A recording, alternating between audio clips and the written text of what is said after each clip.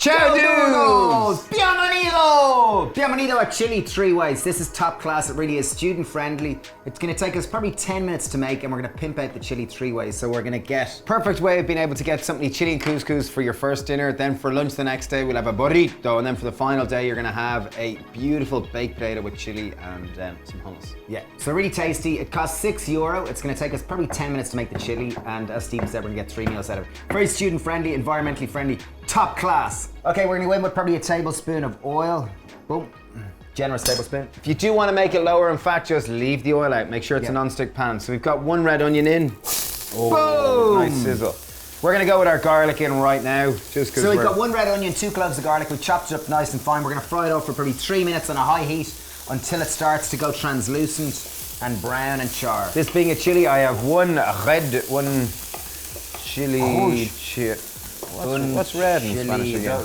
Roja. Un roja chili muy picante. No muy picante, this is mediamo.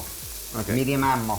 Right, well Dave's frying it then. I'm gonna prep our veg. We wanna keep this nice and Mediterranean based vegetable, so we're going with 3 peppers, 1 courgette. They happen to be on special. But obviously buy, as Stephen said, buy whatever's in special in your local store. These were all very cost effective, so we went for these. Okay, so it browned our onion, garlic and chili for probably 3 to 4 minutes. It's now starting to char, it's delicious. All the veg is prepped, in it goes. So Steve's got 3 peppers, we've got 1 courgette, AKA a zucchini. And we're gonna give it a generous pinch of salt to help break it down. We're probably gonna fry these down for 4 minutes, I'd say.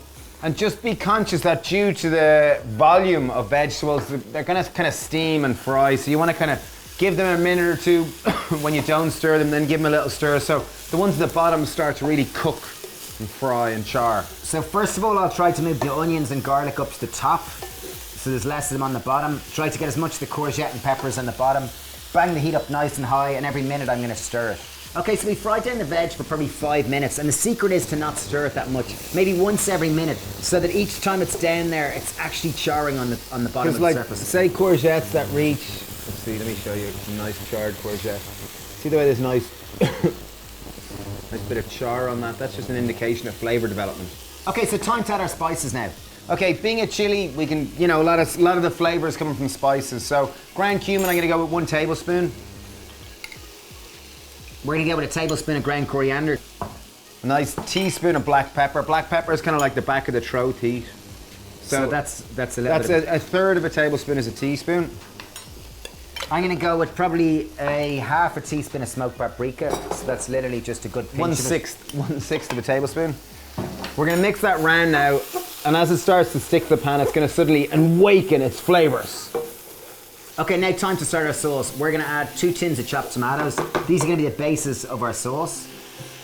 I'm gonna go with a nice teaspoon of salt. That's a third of a tablespoon, just in case you're wondering. And we've got 2 tins of beans. I've got 1 tin of mixed beans and 1 tin of black beans. And in they go, boom. So tomato sauce can be quite acidic, so I'm gonna just balance out that acidity by putting in about, I'm gonna go with 1 level tablespoon of liquid sweetener. I went with rice malt syrup, go with whatever you have. Yeah, that was literally what we found in the press. Maple syrup, whatever you're interested in. Mix it all around, we're gonna bring it up to temperature. While that's cooking down now, I'm gonna show how to make wholemeal couscous. So I have 300 grams of wholemeal couscous. Try to get the wholemeal if you can, it's just higher in fiber. Got a nice pinch of salt in there. Just gonna mix that through. I could put any type of spices I want in here now. Chili, I could put in some smoked paprika, I could put in turmeric, anything. But I'm gonna just keep it neutral like that. Pour in the boiling water until it just comes about 1 centimeter over the couscous. Beauty. Boom. And I'm just gonna put a lid on it and leave it sit. Couscous is super practical, it really is. It's and wholemeal particularly because it's much higher in fiber. Okay, for those of you who like cilantro, also known as coriander, use it. For those of you who don't, obviously leave it out. They say it's a genetic disposition. 8% of people find coriander cilantro tastes like salt. Or tastes like soap. Yes, tastes like soap. Just again, incorporate the stalk. The stalk is full of flavor, just. And if you don't like coriander cilantro, you could use basil. I think basil works quite well. Hi, basil, chili. lovely. Yeah. Or obviously black parsley works great in all kind of Mexican food. Personally, I'm a And if you want to be a bit fancy, you can put cinnamon in it. You can put kind of more aromatic spices. Nutmeg goes nice, I think. Okay, just to finish the chili, just taste and adjust the seasoning. I think this has probably got sufficient salt. I'm going to give it a tiny little pinch of salt. I like salt. And we're going with juice of half a lime. Try to only put the lime in at the very end because it's gonna add a bit of vibrancy and a little bit of vitality to it. Okay, beautiful. Let's try up our first dish. First dish, number one. So I'm gonna just chop a little bit of wholemeal couscous. And I'm just gonna add our chili right into the center here. Brilliant, first dish is done. Okay, now to show you how to make the next two parts. So this is for lunch the next day. What we're gonna start with is a burrito. I think it works fantastic well. And the only difference here is that we are using a Tortilla. Wow, whoa. A tortilla! I just put them in the oven, literally at the lowest temperature for 5 minutes just to heat them up. Nice and soft. First step, base of our tortilla, I'm gonna go with some wholemeal couscous. That's gonna help be the start. That means our burrito isn't gonna go soggy, just a little bit. It's a complex carbohydrate too, so it's high in fiber.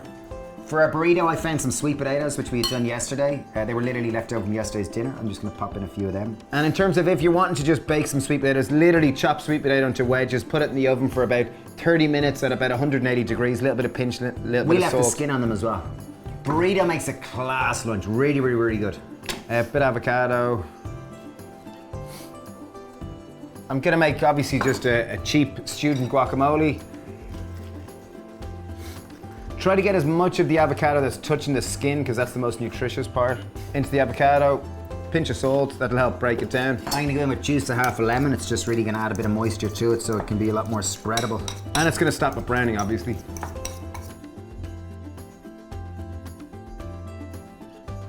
And then finally, just to top it off, we'll go with 2 tablespoons, decent wooden spoons or serving spoons of our chili. And that's the ingredients for our burrito. In go the edges in like that. Take our top. This is a really full one, so you have to be a little bit careful. Tuck her in. Tuck her in for bed for the night. Over she goes, boom, dinner. Last and final way to serve your Mexican chili is we've got 2 large potatoes which we baked. Top tip is cover them with a little bit of salt. It'll help dry them out and you end up with a crispier skin. Bless your potatoes by just chopping a little cross in them.